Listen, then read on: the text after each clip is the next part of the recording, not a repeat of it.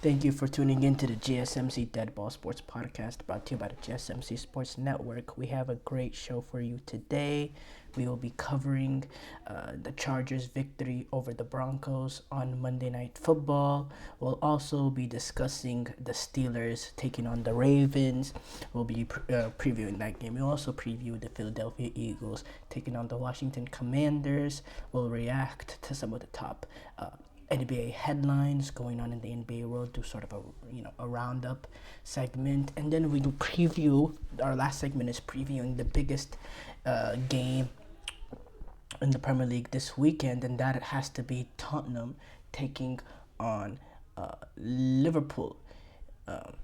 Before we start off, if you have a question during the show, we want to hear your input. Is a big part of what makes this show successful, and we thrive on your energies and insights. Whether it's a quick comment, a thoughtful question, or an opinion you just have to share, please don't hesitate to drop it in the chat. And if you want to make absolutely sure your message stands out and gets featured on the show, there's an easy way to do that. Just use the super chat button at the bottom of the chat box to send in your super chat. This guarantees that super chat gets read on the air, and it's also a fantastic way to support our channel. We really rely on your support to keep bringing you the sports content you love, and we appreciate every bit of it.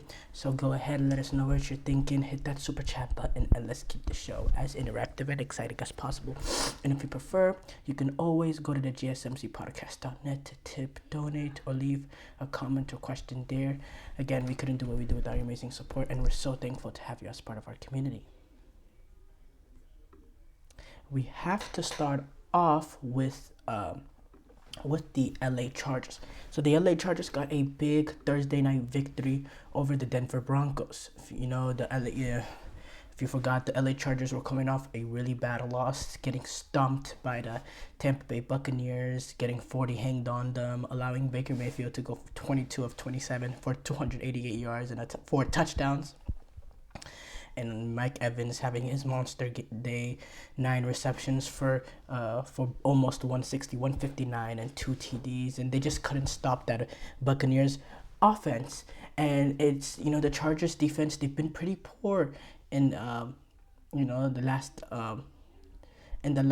month or so, giving up 27 to the Bengals, 30 to the Ravens, 40 to the Buccaneers, and then even in this game against the Denver Broncos, they gave up 27 points, and 21 of those came in that first half. That Broncos offense was wheeling and dealing in that first half, and it was almost an extension to the horrible defensive performance that the Chargers had against the Buccaneers. It just seemed like, oh my God, is it going over and over again?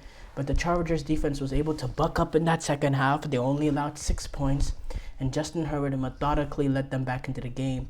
I thought Gus Edwards, yes, he only had 68 yards and 2 touchdowns, but I thought he had a big 68 yards, important yards, turning up yards in important areas and times of the game. Herbert as well, he made the plays when he needed to. It was a big time performance. Some of just the little nuances of things he did, that a run to extend. By the way, in my opinion, the game-changing play in here was early in that third quarter as they're mounting this comeback. It's third and ridiculously long. Chargers down at this period, probably around I forgot exactly what period it is. We're gonna pull it up, but Chargers go driving down the field. And it's a third and long. They're driving, third and long. Broncos defense is trying to get off the field. Justin Herbert scramble, trying to get as much yards as he can. He slides way short of the first down marker. Late hit to the head. That leads to a flag, and then in that what you could have hoped potentially the Chargers to 3 points turns into a touchdown. And it just, things like that in a tight ball game like this just completely changed it. I think it gave the Chargers, the confidence that we'll win this game in this fourth quarter. And that's what happened. Herbert, he made the plays when he needed to. The big play came at the end with that shovel. I don't know if you want to call that a shovel pass, a push throw, whatever it was. We saw Mahomes do a version of this push throw and ended up getting called back. But this was a check down almost, and I believe it was Gus Edwards was able to take it home. It was either No, it was Hassan Haskins. That was my mistake. It was Hassan Haskins. He was able to take it home for a 40-yard touchdown or so. For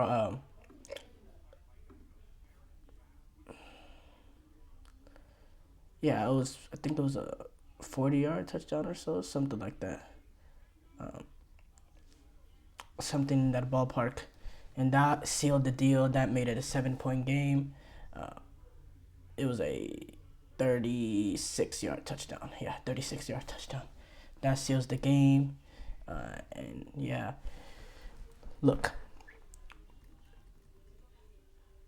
there's some positives in this. And the fact that this Chargers offense showed that against a good defense, they can spring a comeback being down multiple possessions, is because this Chargers offense does lack that explosiveness. And I didn't think they had it in them. They had the explosive ability and the talent offensively to be able to come back in this situation against this defense. But they were able to buck up and make plays happen.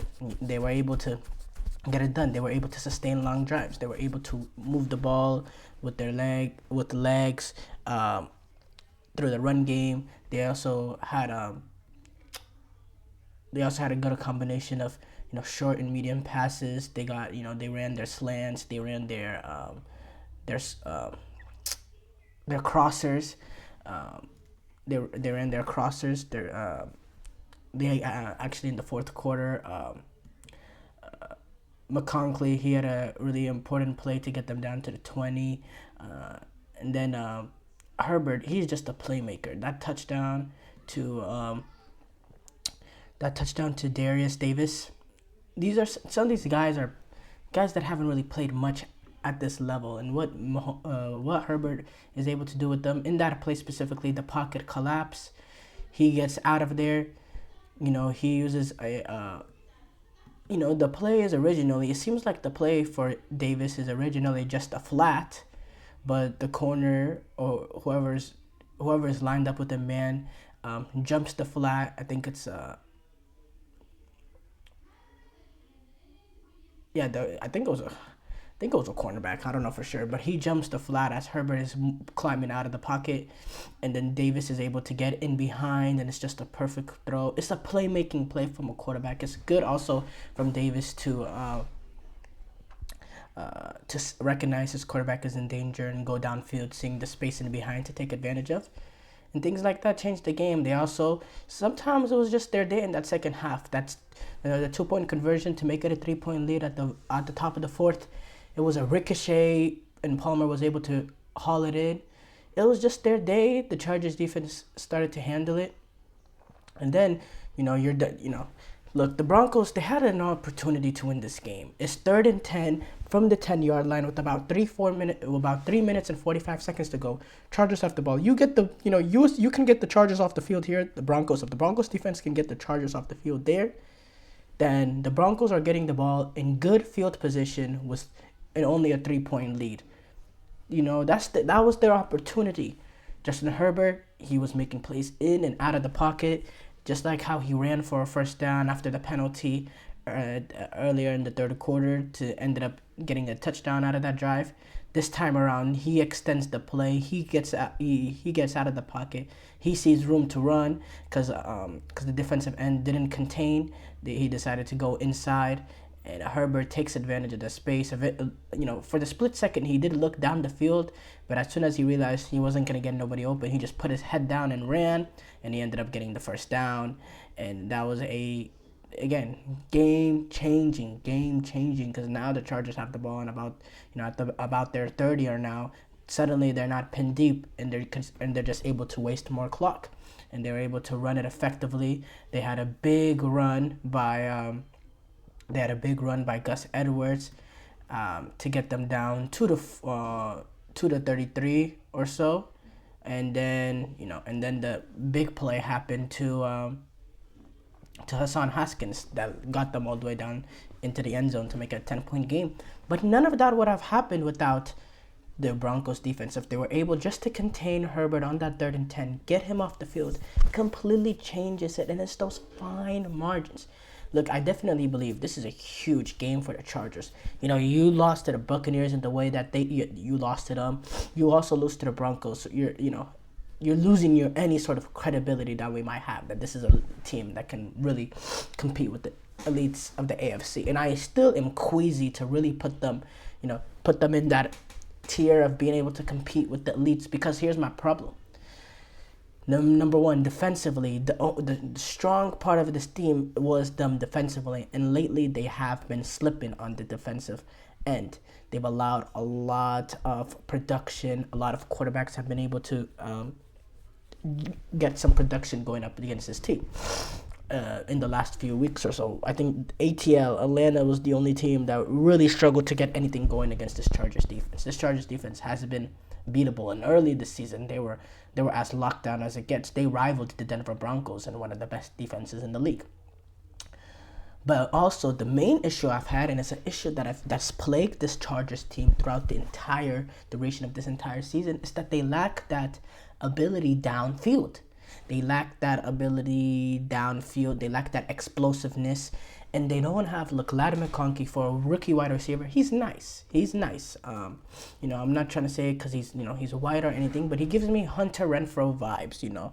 Someone that's effective in around the slot. He can also play wide out, and he'll get his own. Especially now he is the number one option essentially. He's capable of getting a 1,000-yard season. He's gonna be a 1,000-yard receiver this year. He already has 960 with a few games left, but still, the Chargers don't have a legit number one. I don't think McConkey is a number. No, he's not a number one. He's not a number one receiver. Number one. Number two, who is that guy? It's third down, 3rd and 8. You're on the road. You're at Heinz Field, 3rd and 8. You're at the Steelers 40-yard line. You're down 4, 2 minutes remaining. It's 3rd and 8. Who's the go-to guy for Herbert that's going to be able to separate and get open and get that clutch first down to keep that drive alive? Who is that? Who do the Chargers have? Ladd McConkey, I'm sorry, he's a decent receiver, yes, and he's someone that has some potential with the fact that he's a rookie and all that, but he's not the guy. He's not the guy in that situation. Joshua Palmer is not either. Quentin Johnson is not. Quentin Johnson is an accident waiting to happen some of the times. He was decent earlier at the start of the season. This is a first-round receiver, yes, but he's not at that level. He has 477 yards. He's looking more like a bust. Not saying bust as in he's not a good player, but he's not a first-round caliber. He's not a 21 overall pick sort of player. Who is that guy that the Chargers have? And then the run game as well. Look, that run game has been pretty pedestrian since J.K. Dobbins has been injured. What's the updates with J.K. Dobbins in his return? J.K. Dobbins, he's a highly injury-prone player. There's a reason why he's not a Ravens anymore, and he's been a big part of the Chargers' run offense earlier this year, and that Chargers' rush offense is nowhere near as effective without J.K. Dobbins. He suffered that MCL sprain in Week 12 during that MNF game against the Ravens, and they put him on IR, but he is eligible to return. He is eligible to return now. He can be activated from IR in Week 17, but the team they didn't really announce whether or not he's on track to return or not. That's a big loss. They need his run game. He is a huge part of them being able to sustain drives, and especially since they lack that explosiveness, a lot of their production has been based on what they've been able to do with J.K. Dobbins on 1st and 2nd down to get Justin Herbert in 3rd and short situations where he's not having to drop back and relying on his wide receivers that are not the greatest wide weapons to separate. So that they need to get J.K. Dobbins back and healthy. That defense needs to figure out what they've been doing wrong lately and reverse it, because the defense and then improving the run game, those are some things that within the team they have the solutions. They don't have the solutions to the explosiveness nature. I thought they made a mistake in not going after one of these wide receivers at the trade deadline. There's wide receivers out there. You saw Buffalo. They were able to get a guy for Josh Allen and Amari Cooper. I thought the Chargers make a mistake. I thought this is a team that legitimately has a chance to win something. And to win something important, not win something. let's not go there for, but they have a chance to, make a run in the playoffs if they just had that little bit of explosiveness. I thought they made a mistake in free agency, not getting somebody that can come in and that can provide that for them. Not free agency, at the trade deadline. But, that's the past is past. Right now, there is the formula. By the way, I've been going on for 15. They're excellently coached too, Jim Harbaugh. Excellently coached. And that's the reason why they are what they are. The talent level is not a team that is 9-6. This is not a 9-6 ball game. This is a pretty mediocre team. Solid defense, below average offense outside of quarterback play. Decent quarterback play, decent O-line, and that's about it. But they're really, really well coached, and yeah, I think they'll be able to compete. But I don't see them up with the elites. As far as the Denver Broncos, really good season, and the fact that what's going on is just they're just not quite at that level right now. They have a rookie Bo Nix, but what they've been able to do, they were unfortunate not to win this game. I thought they were pretty fortunate despite it looking like a blowout based on the scoreline. I thought they were pretty fortunate to beat the Colts last week.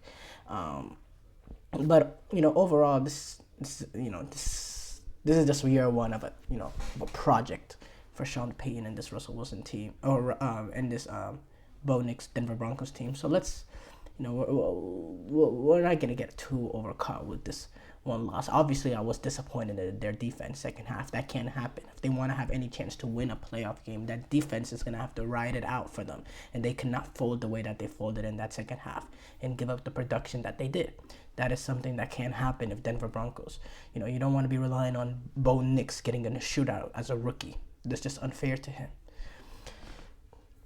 Short break here coming up. When we come back, we will discuss how legit are the Buccaneers as they destroy the Chargers. I feel like I'm losing my mind. Is everybody in the world blind? Please, Lord, give me a sign. A sign. I feel like I'm losing my mind. Is everybody in the world blind? Please, Lord, give me a sign. A sign. I wanna be the greatest. Everybody on their fake shit. I look around and feel like everybody is the fakest. I make this every day and I'm impatient, hoping one day I blow up from the basement. Statement, the top is so vacant. I don't hear shit that I think is amazing. Waiting for my day when I'm playing sold out shows for 1,000 faces. Hey, give me that crown, get in my way and to be put down. It ain't your place, all this my town. If I want that shit, then I'll get it right now. I'm losing it, the noose it fits. I'm losing shit, a stupid myth. You choose to live or choose to dip. You choose to fight or lose your grip and lose a gift. I feel like I'm losing my mind. Is everybody in the world blind? Please, Lord, give me a sign. A sign. I feel like I'm losing my mind. Is everybody in the world blind?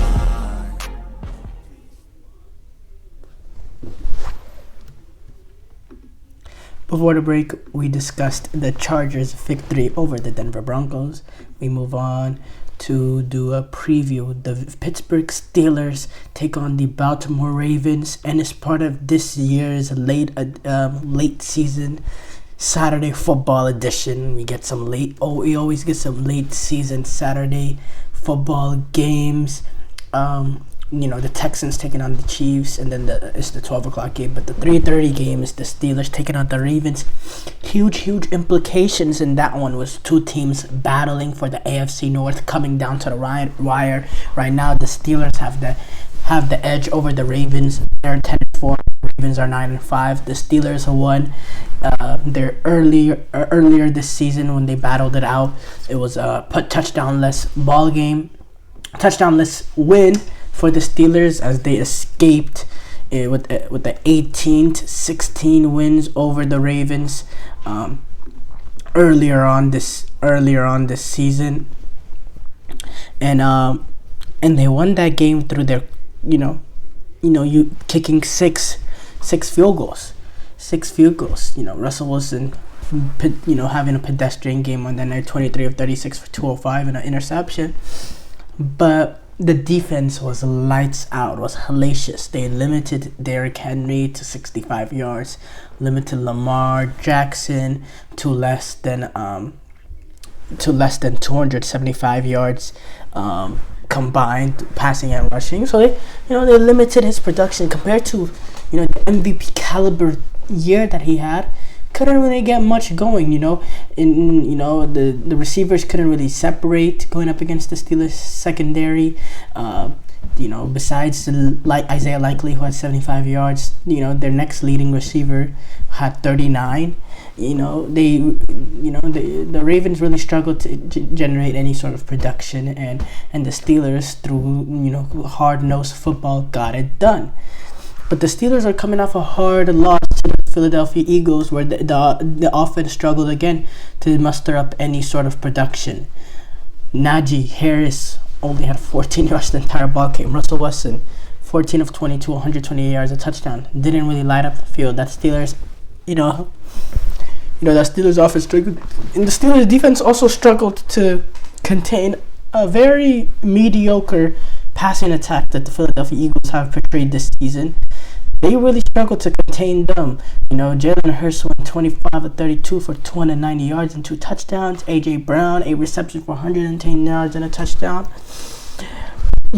Not the greatest day for the Pittsburgh Steelers defensively against Philadelphia, and they struggled going away to Philadelphia. Philadelphia is a good team.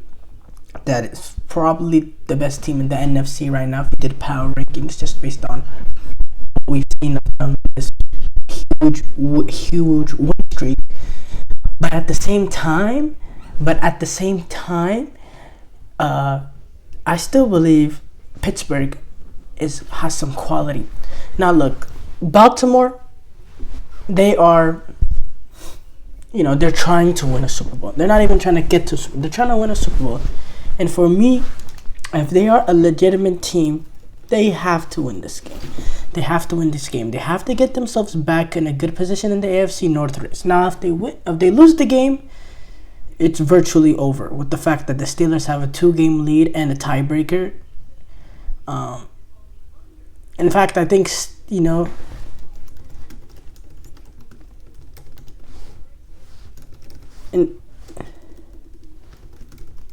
I think Steelers can clinch the division.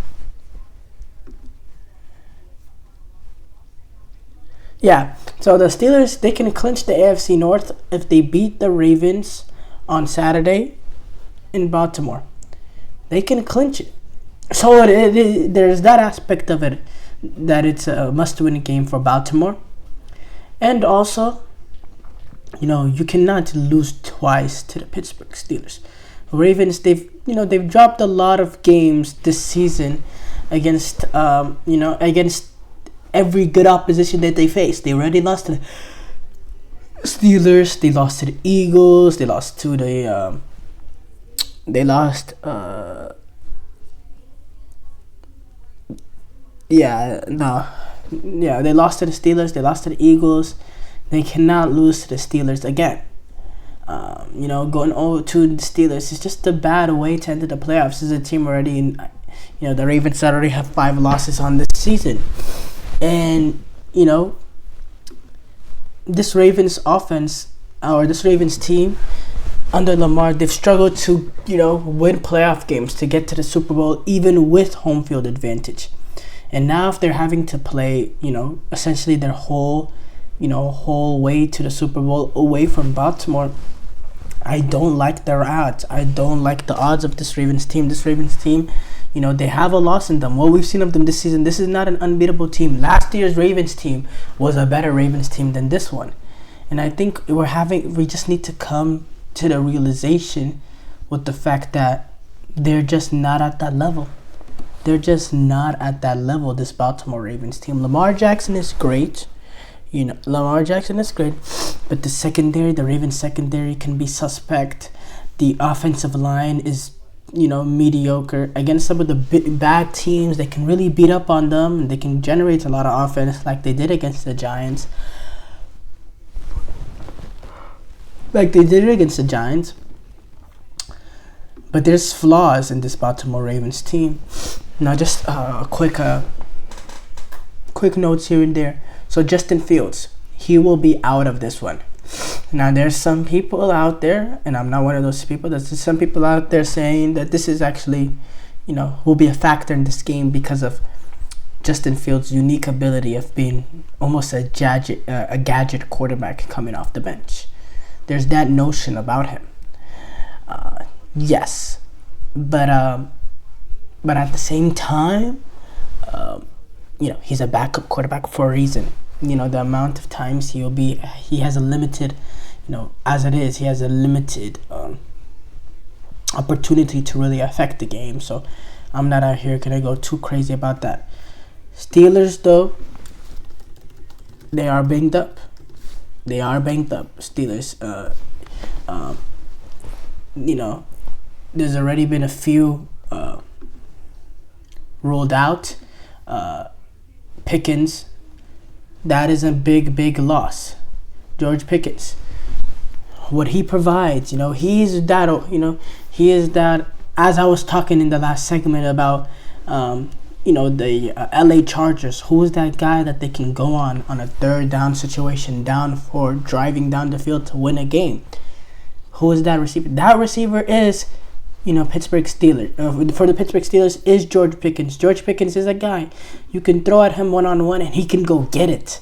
There's not many players like that in the league, and he hasn't been that old, that all great. So he's been very, very solid this season. 850 yards, 55 receptions. He's been decent this season, yeah. But he's a big-time player, and he can make some big-time plays. And those big-time plays won't be there for the Pittsburgh Steelers team. So I think this is the opportunity for Mike Williams to finally get his opportunity. He hasn't really taken off since he's gotten to Pittsburgh. He hasn't really taken off much at all, period. He only has 166 yards this season. Now, obviously, that's also going back to his time as being a Jet as well. He had that one play against the Commanders that won them the game where he pushed, he was able to, get open in behind the defense for the winning touchdown, or it didn't end up winning the game necessarily. The Steelers defense had to come out and make a stop, but to give them the lead, ended up at the end with the winner. It's an opportunity for him to get some more, to get more opportunities in this one, getting more, because look, he can still stretch the field. He can still get in behind. And this Baltimore Ravens secondary, you can get in behind them. With the exception of Marlon Humphrey, this is a weak Baltimore Ravens secondary. Now, shout out to Marlon Humphrey. A little bit of talk about his play and all that. He's been playing some great ball this season. PFF has, really, really loved him this season, and justifiably so. He's been sometimes the only shining light of that Baltimore Ravens secondary. And he's a tremendous player, and he's had a lot of consistency. A lot of consistency over these years or so. He's always been up there in terms of top cornerbacks.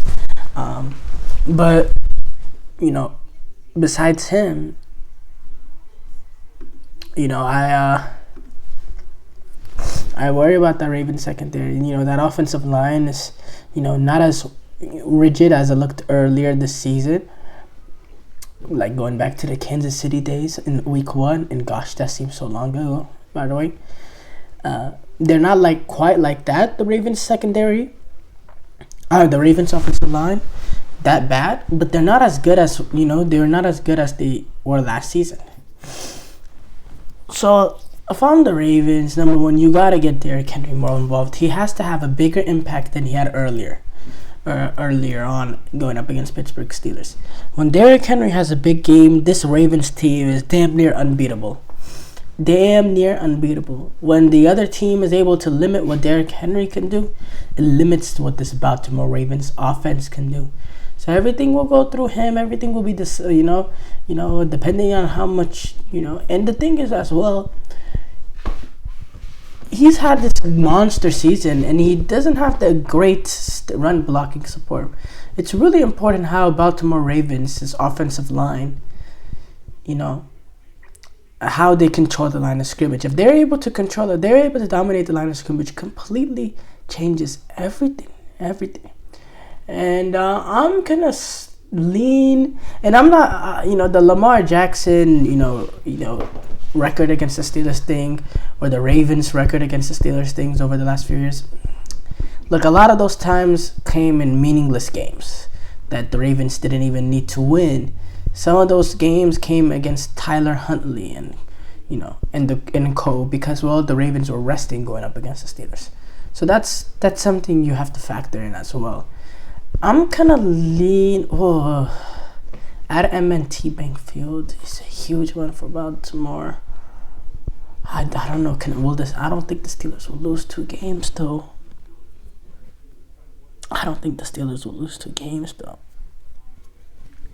This is difficult. 2 games in a row. I'm gonna lean Pittsburgh. Maybe going a little bit ahead of my heart, because I love Mike Tomlin. Short break here coming up. When we come back, we will preview the Eagles taking on the Commanders. Looking for your daily fix of sports talk without having to pay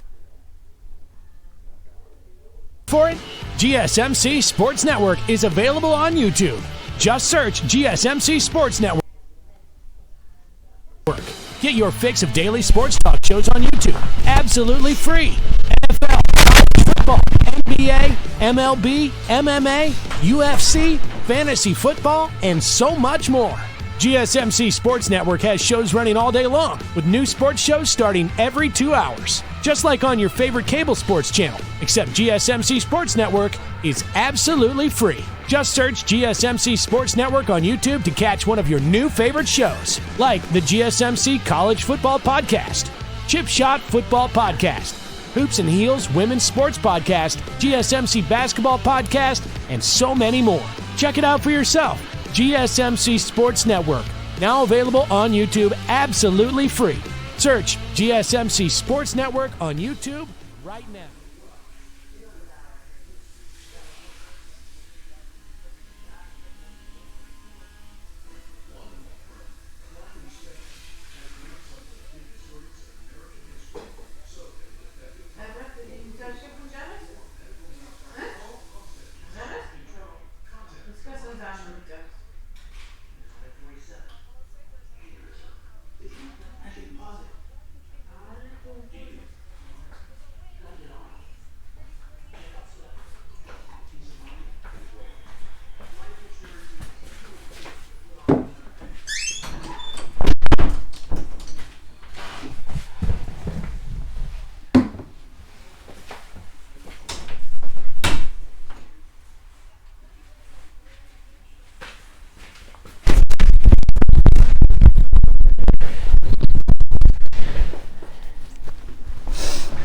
Before the break, we discussed the Steelers taking on the Ravens. We move on to do the Eagles versus Commanders preview.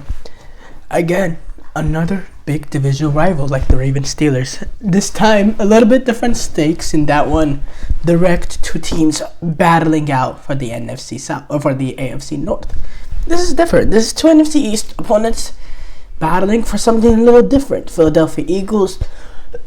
They're continuing that fight that they have to win that number 1 seed in the NFC. They're tied now with Detroit and Minnesota for the 1 seed. Detroit has the advantage over them based on how, the tiebreakers and all that shit, all that stuff. Detroit has that advantage over those two. But Philadelphia, they're really they're really battling. They're on their tails.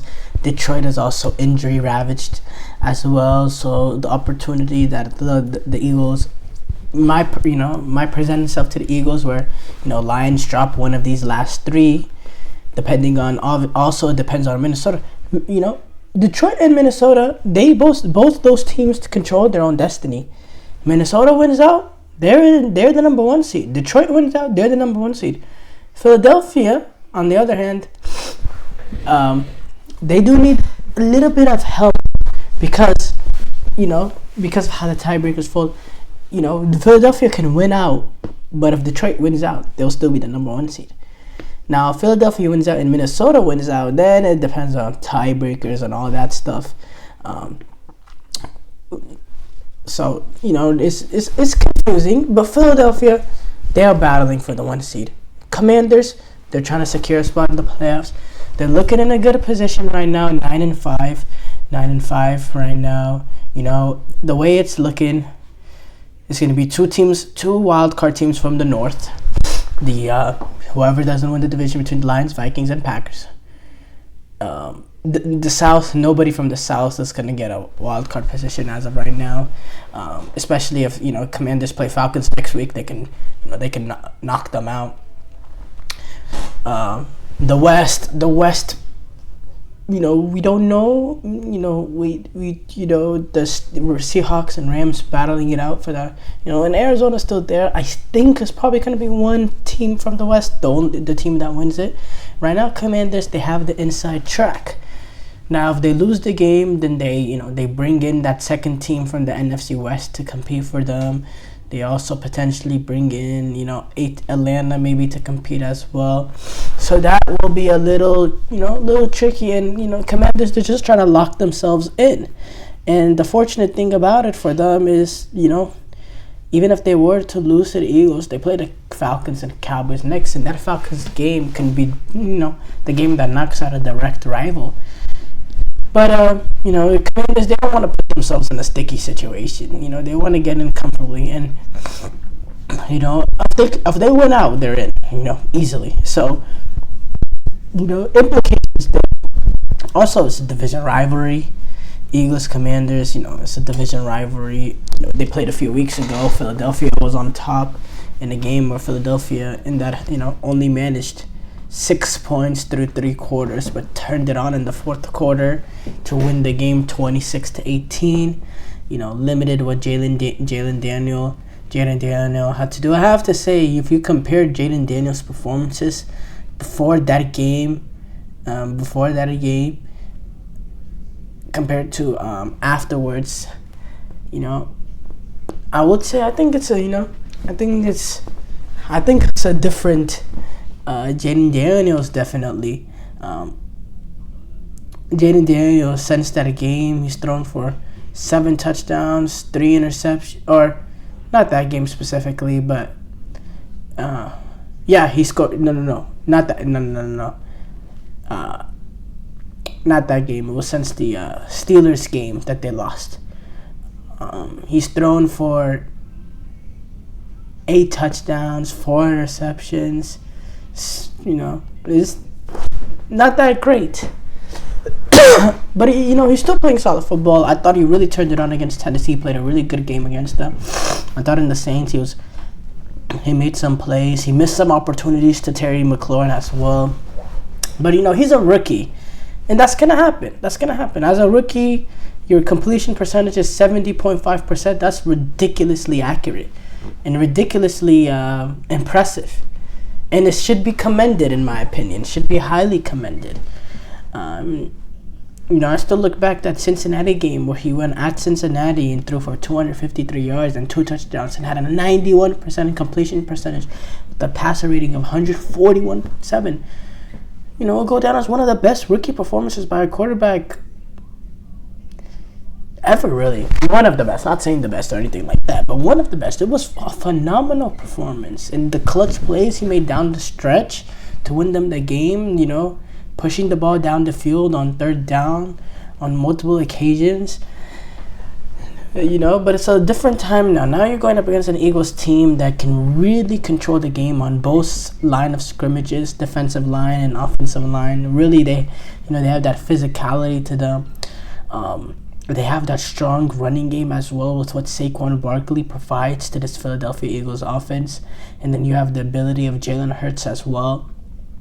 And what he can do with his legs and scrambling and all that. Also, what people, this Philadelphia Eagles team, passing-wise, have not been great.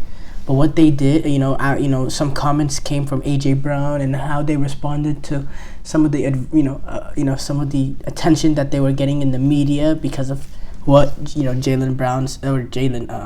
what A.J. Brown said after the game, and also when Jalen Hurts was asked about it and all that. And you saw Jalen Hurts had a little bit of a snarky comment afterwards, like, discussing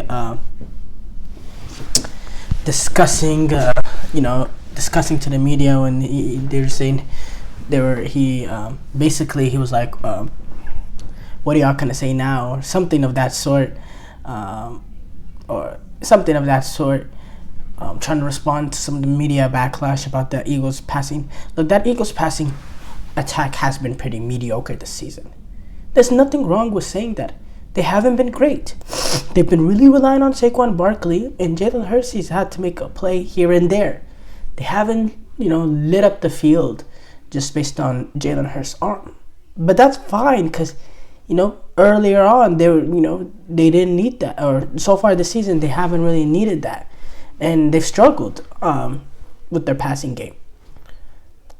But the way, they turned it on after, hearing what they were hearing and the comments coming from here and there, and then what Brandon Graham was saying, and how they responded to that adversity and did against a Pittsburgh Steelers secondary, what they did to them, I haven't seen many quarterbacks and many passing attacks did to Pittsburgh. Pittsburgh has always been very, very solid defending the pass. Their running game can be, can be susceptible at certain moments, but going up against the pass, that Steelers defense, that Steelers secondary it's lockdown, highly equipped, but they really struggled against Philadelphia. They really struggled against Philadelphia. So there's that. Can the Philadelphia Eagles carry that momentum? That and Saquon Barkley's ability to run, take that to Washington. Now Washington, yeah, they're going up against it because of how strong Philadelphia is, but Washington can compete, and this is a division rivalry. That is can have a big impact. These teams know each other. These teams hate each other. The intensity, the records go out of the window when it's, when it's a game like this, when it's a division game, when it has the implications for both teams battling for something different, one battling for the number one seed, another team battling for a playoff position, but huge implications for both sides. I expect a heated, physical, very pretentious sort of football game, and I'm looking very, very excited to it. I will have to favor Philadelphia, just based on who Philadelphia has, what they have been this season. But I've seen Commanders, the year that Philadelphia made the Super Bowl a few years ago, the Commanders went into Philadelphia and they beat them. Was at the well.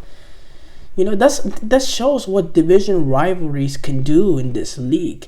It can, you can suddenly have the 2-11 Jets competing with the 12-1 Patriots. That's really what, division rivalries. That's what you get. Short break here coming up. When we come back, we will react to some of the top NBA headlines.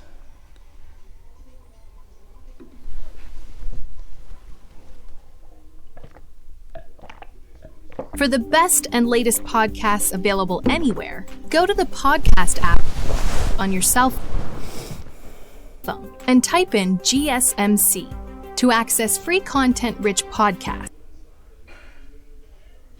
on health and wellness, book reviews, sports, entertainment, relationships,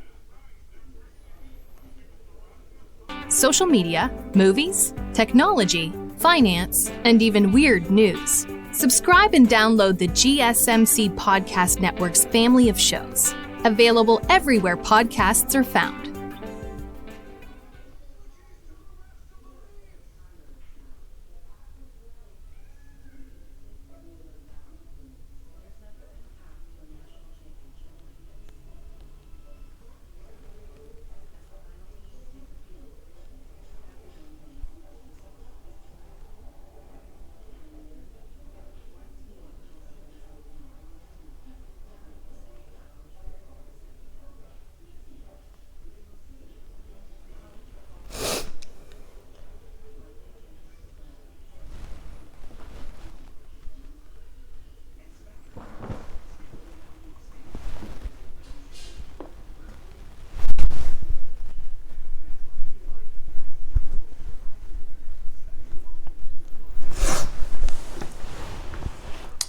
Before the break, we discussed we discussed the Eagles taking on the Commanders.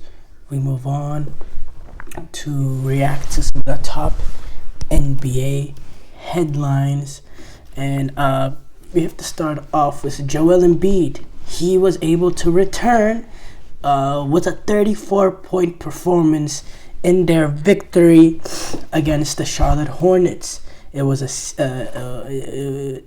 I believe this is probably Joel Embiid's season high of the year. He really struggled this year at his first return from injury.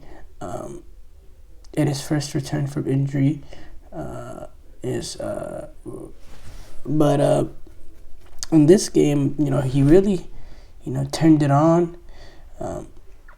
He was able to hit a couple of threes, go 2 of 4 from the 3-point line. He was efficient as well, 50% from the field. He got 9 assists, spread the wealth around, 5 rebounds as well, got 2 steals, 2 blocks. Played honestly his best game of the season. And he's gonna sit out on Saturdays in their second edition of their back-to-back on Saturday in Cleveland, which is not surprising. He did wear a protective mask on Friday night, and he got 24 of his points in the second half, and I thought he looked really, really good. He was a little bit slow to start off the game, but he got a good amount of assists as well. Great performance from him. Wemby, he had 42 points for the Spurs on Thursday night that got the Spurs past the Hawks in 133-26 win. Absolutely dominated. Wembanyama is a man amongst animal. What a player he is. And by the way, update on Greg Popovich. He came out with his with some comments for the first time, expressing his desire to return to the bench in his first comments since he did suffer that mild stroke. He's been sidelined since November 2nd. He does intend to return coaching. He said that in his first public comments since he suffered that stroke. And there's no timetable for his return.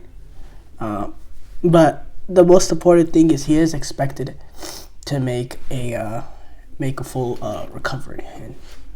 And we offer our prayers. LeBron, he came out. He offered his theory regarding NBA declining ratings. The league has been the ratings have been declining for the league. And this season has been at an all-time low. And there's been many reasons that's been debated amongst people on why in social media NBA is the top of the top. But when it comes to the TV ratings, they're so far down, and they're losing. They're losing fans. And LeBron, when he was discussing it, at first the conversation was springed about the All-Star game and how lame the All-Star game is and how they changed it up to a 4-team tournament, pickup game style. LeBron, he admitted, saying the last couple of years have not been a great All-Star games. And then, he went on to say, listen, it's a bigger conversation. It's not just the All-Star game. It's our game in general. Our game, there's a lot of effing, and he did not say effing, threes being shot. So it's a bigger conversation than just the All-Star game. I was not a part of the committee. It's different, but I don't know. We'll see when we get there. It's different, obviously. Anytime you make some type of change, there gotta be something. I don't know. I have my ideas of what could possibly work, but I'm not gonna do that. We gotta do something. The NBA declining ratings is an issue. It's an issue. And 3-point shooting is, yes, look, for me, I don't, Steph Curry, the greatest shooter of all time. Yeah, he's great, but he ruined the game because he had bums thinking that they should be shooting 13 threes a game, even when they're not elite perimeter shooters. Ray Allen, I saw a comment about Ray Allen when he was hearing someone's stat line. He was saying, back in my day, if I shot this amount of threes, I settled. That's Ray freaking Allen. Ray Allen's, was discussing how, if he shot those, if he shot these amount of threes, if he shot 13 amount of threes, he settled. And he's one of the greatest shooters to play the game. It just shows, this day and age, a bum will put up 10 threes a game. And he would probably believe he didn't get enough shots up. So for me, the problem is, these, players that are not snipers, they believe they have free range to it's people don't want to watch it. At first it was fun seeing back and forth, shot for shot, because it was new. But the more and more, the beauty about basketball was the fact that you saw all 5 components of the game was, being put to performance. Your ability to drive the basket, your ability to shot create, have savvy ability to, create space to get that mid-range off, your ability to, get to the free throw line and make the free throws. Then the threes came. The threes was a part of it too as well, of course, but you should always try to play the game inside out. If you have the ability to go, get a layup, get the layup every single time. It bothers me a lot when people, they have easy opportunities to drive in and tie the game, but they want to live by this new era in time where you go for the win and you have to go for the win. And they're shooting contested threes even when they have an opportunity to do a quick pump fake and they have an open lane to the basket to get a layup to tie the ball game. It's just so weird to me, the era that we live in regards to the era we're living in regards to the amount of 3 points is being taken. And yeah, for me, that's a huge problem. And it has something to do with the declining NBA headlines. Most definitely. LeBron,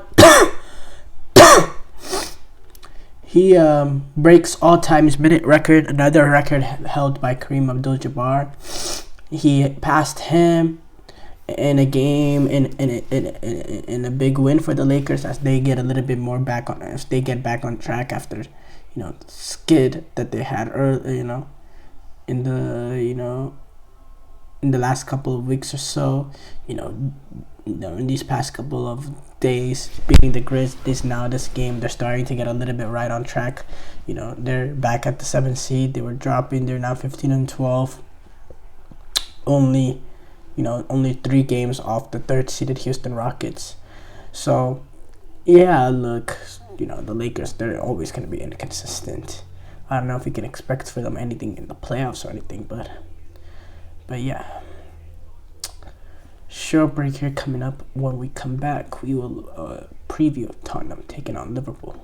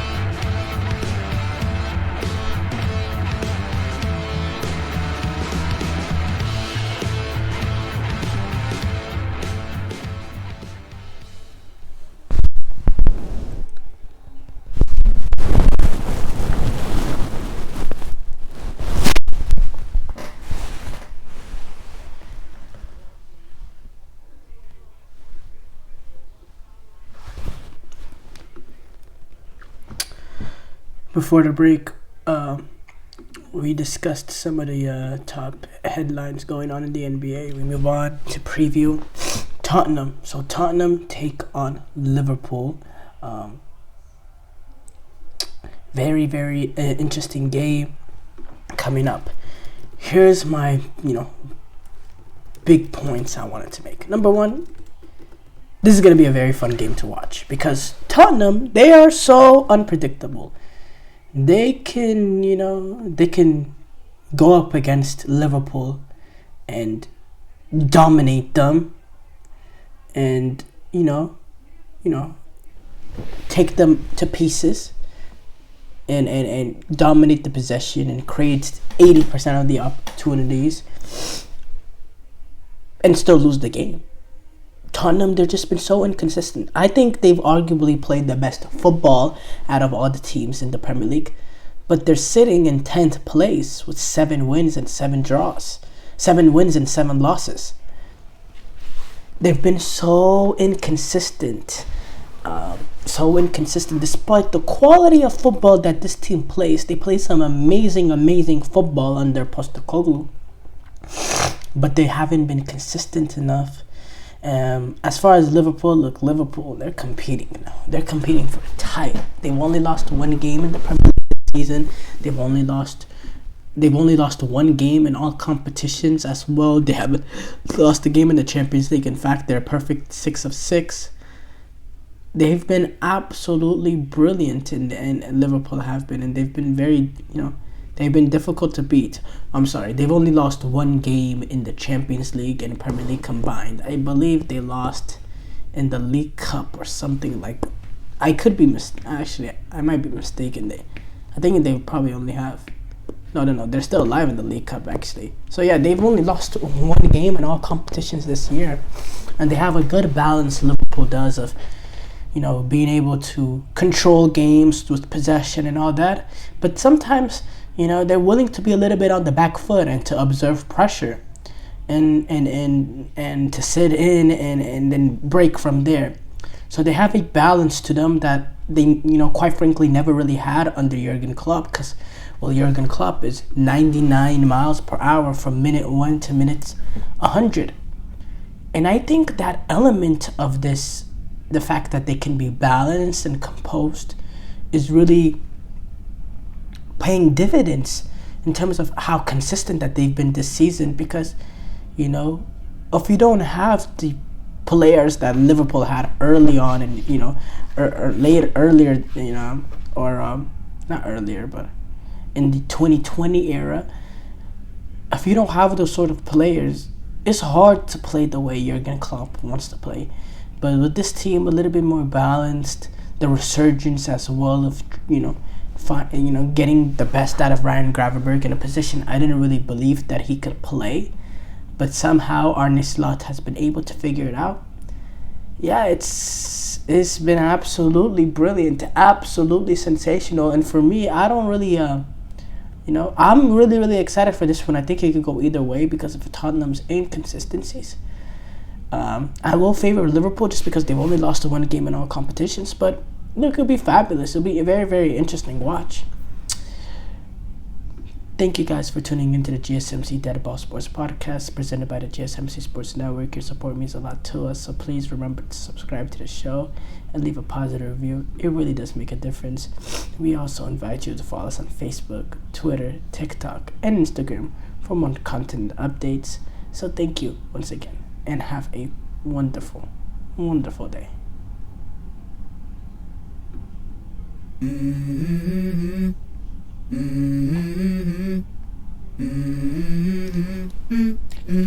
Let's go. I wake up to a little bit of drool on my pillow, feel like it's gonna be a bad day. Yeah, I'm tired of shit, and the coffee ain't hit yet, damn ain't that great. I don't wanna go to